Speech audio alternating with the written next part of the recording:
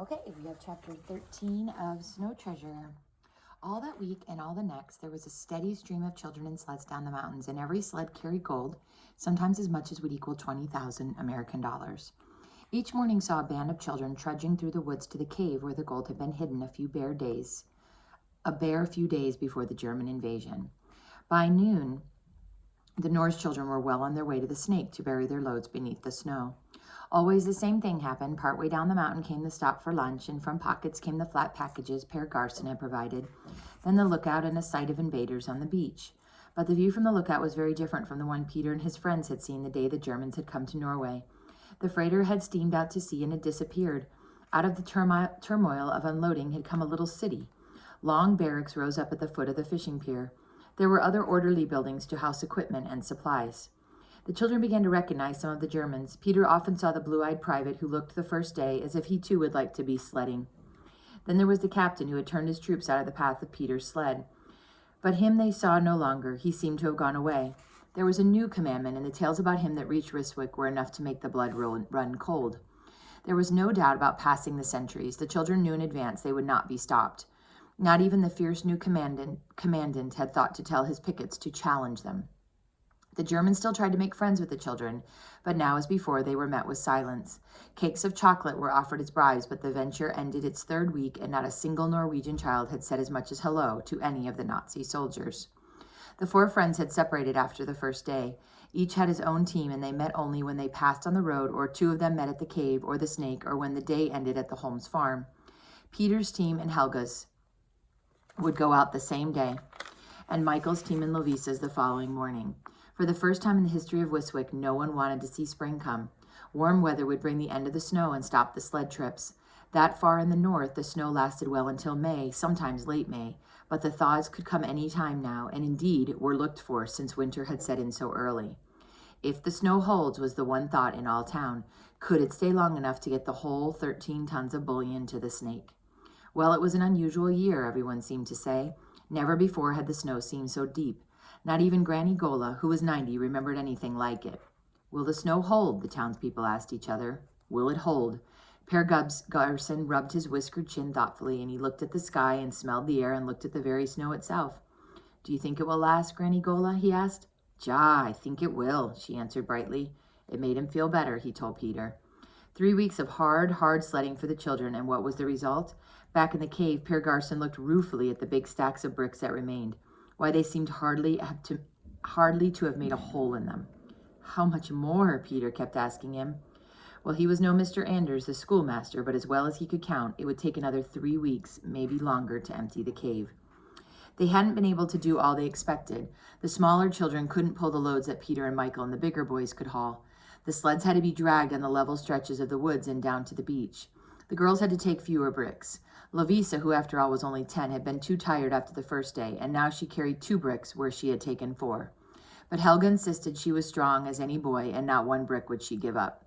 If all had gone as the grown-ups planned, most of the gold would have been taken down those first few weeks.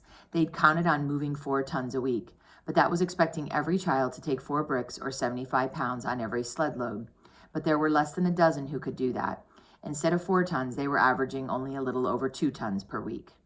Well, it can't be helped, Per Garson sighed, but 3 whole weeks were gone and the snow must melt sometime. If only I dared to do it myself, Peter heard him moan. That day the sun showed itself not once.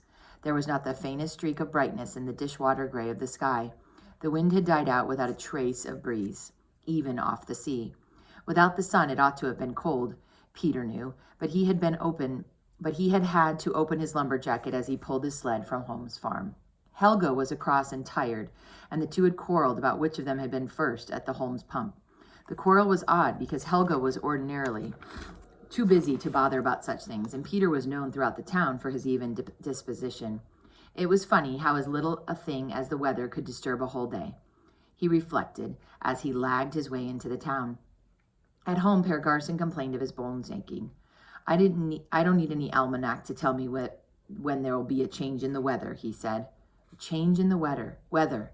Peter's voice sounded high and excited. What sort of change? But Per Garson only shook his gray head and said nothing.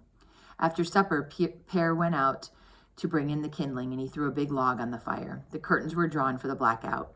Their dark, heavy folds showed not the tiniest brightness, not even a glint of reflection from the fire. The northern day had lengthened. It should have been twilight, so the darkness outside was all the more forbidding. Mrs. Lundstrom was knitting in the light of a lamp with a shade especially designed for the blackout. The lamp cast a gloomy look rather than brightness.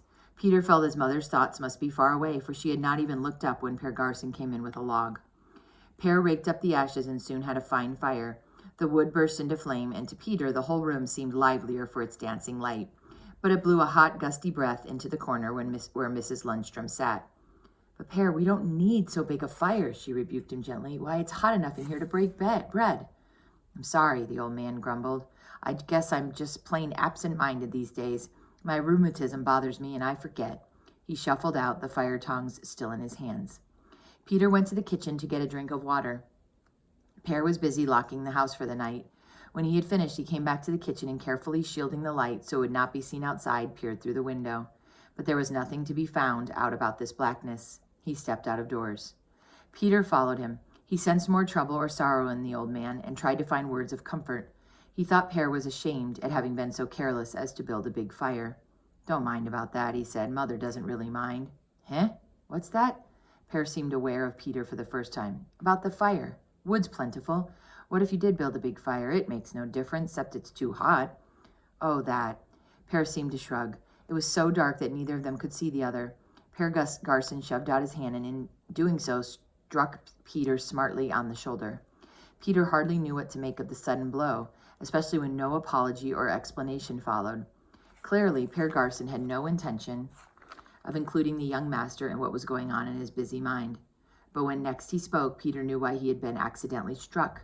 Per Garson had only stretched forth his hand, and in doing so it hit Peter. But he found out what he wanted to know. He only spoke one word, but that word spelled catastrophe. "Rain," he said. And that is the end of chapter 13 of Snow Treasure.